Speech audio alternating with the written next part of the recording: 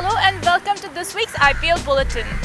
Just when I thought that IPL 2012 was going to give me a lot of heartaches, they have just gone and given me a lot of headaches. With all the drama that's happening on and off the field, come on, that's not a brilliant way to end such a great tournament, is it?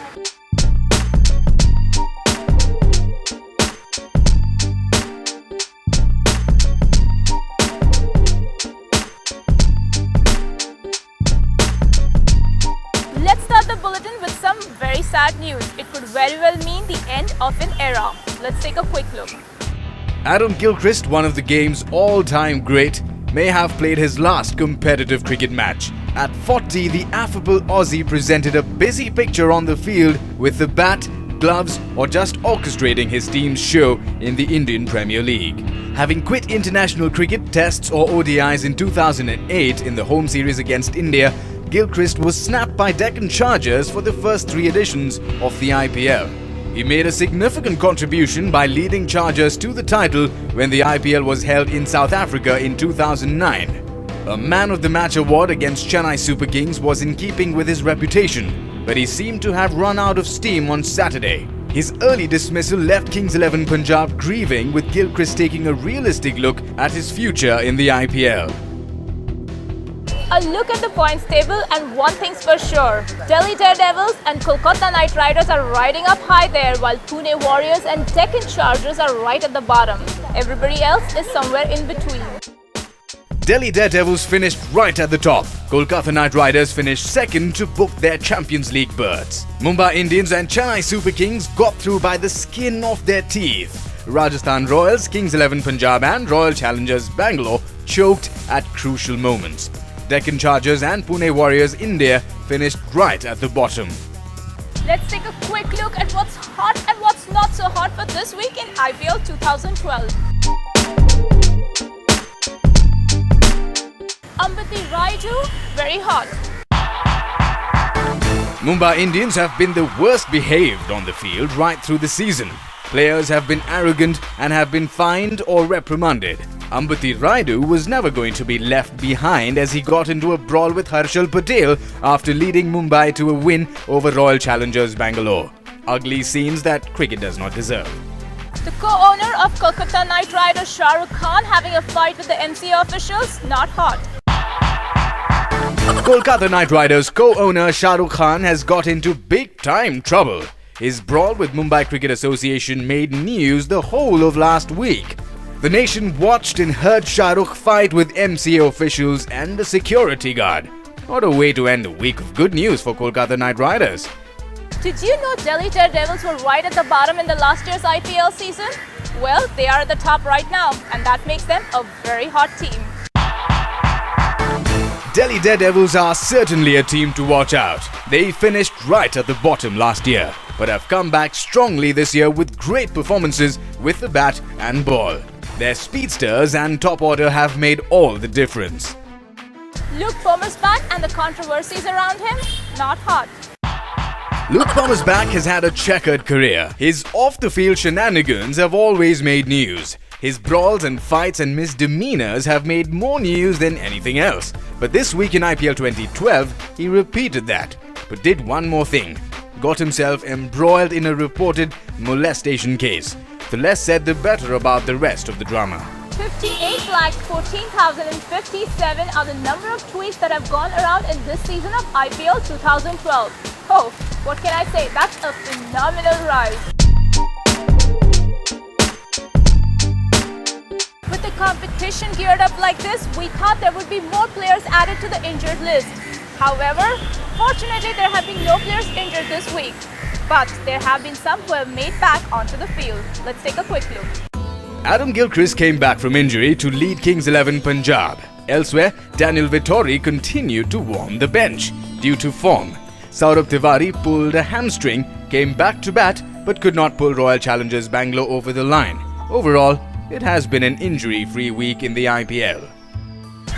Speaking of numbers game for this week, we have 154 kilometers per hour, the speed of the fastest ball that has been bowled by Deccan Chargers, Dale Steyn. But that's not it. We have some speedy bowls bowled by our India's very own Umesh Yadav, Varun Aaron and Parvinder Avana. Well, what can I say? It's been a truly speedy tournament. Let's take a quick look at the quote we picked for you this week. Let's listen to the quote of the week.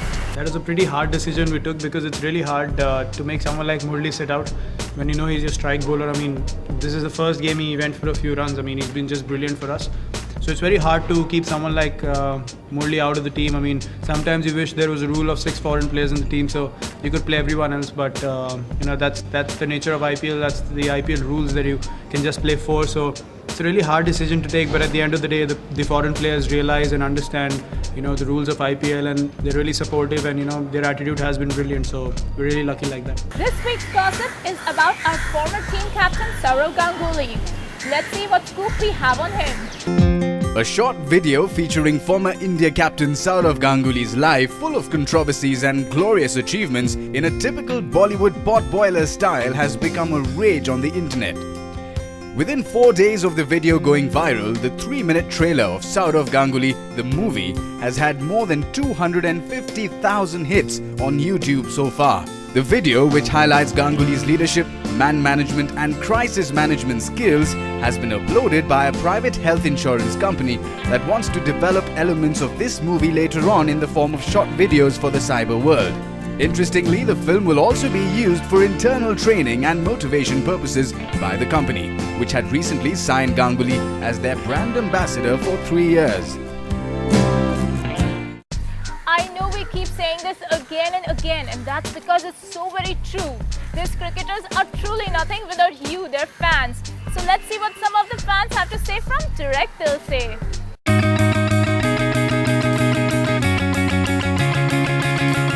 IPL में आगे से best हुआ तो KKR. Chennai जीतेगा। दिल्ली और पंजाब दोनों semifinal में हो। केकेआर नहीं जाएगा, केकेआर का परफॉर्मेंस लूज हो चुका है। दिल्ली नहीं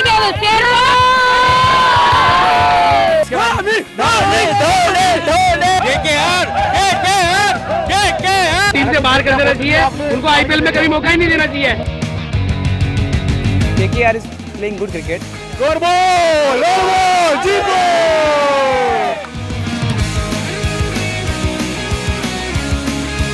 मैं यहाँ पे आता हूँ, यहाँ पे देखने का मजा लगता है, सब मिल के देखता हूँ यहाँ पे। Big cheer for CSK Chennai Super King!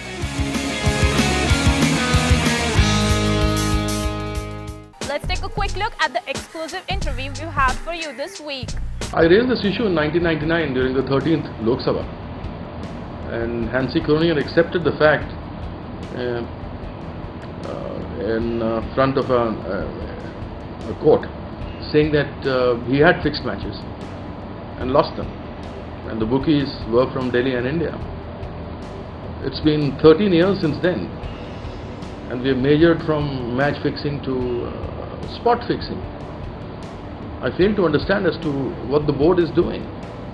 The corruption doesn't start from bottom to top, it comes from top to the bottom. BCCI can have only internal inquiries and then penalize the boys and tell them we're banning you. They banned Azharuddin, they banned Ajay Jadeja, they banned Nayan Ungia. But they couldn't do anything more than that because the players went to court. So we should devise a plan as we see in England, where you have quick judgment, charge sheets filed, judgment, and whether they go to jail or they don't go to jail, it's decided by the court. The BCCI will never take any steps like this except for banning. Definitely they've done a great job. The sting operation shows that there is still a lot of problems. And look at the popularity of the game. A few people, few cricketers, and then majorly a lot of these administrators. After all, everybody is getting 30 crores of rupees every year. That's every association. Where does the money go? Nobody knows. As far as the board is concerned, the spot fixing or the match fixing is concerned, there is no smoke without fire. You cannot educate anybody to be honest. It has to come from within. And there is a saying in Hindi which says, Ulta chor kotwal ko dante. The word is like Ali Baba and 40 chor. You must have heard of that story. That is exactly what it has to come from within. When you look into Parliament, you find the opposition raising question, hue and cry in Parliament, stalling the Parliament. And the government has to answer. At times the government puts the onus on the opposition regarding corruption taking various states. So you have two sides when they talk about corruption in Parliament. But then when it comes to cricket, whether they belong to this side, the ruling or the opposition, they are all together and supporting each other. It's not in one house, it's in both houses. So when all of them get together, then obviously they are influential people, they are cabinet ministers, they are state ministers, they are leaders from the opposition. And when you have all of them, then obviously the day-to-day corruption doesn't come into the eye. No, I don't believe that. Just because a few isolated cases doesn't make the game bad. It's the ones who are playing make it bad. So we must shun them, and also those in the board who only involved themselves in corruption. They should be taken to court. But the board won't do that. They just want to simply have their own vigilance inquiry, make somebody a scapegoat, and not go into the causes of it and whether any of the officials are involved in it or not. The countdown for IPL 2012 has already begun. But just for one more week, keep buzzing. We'll get back to you next week with more news, gossip and entertainment. This is Gauri Navalkar on Weekly IPL Buzz.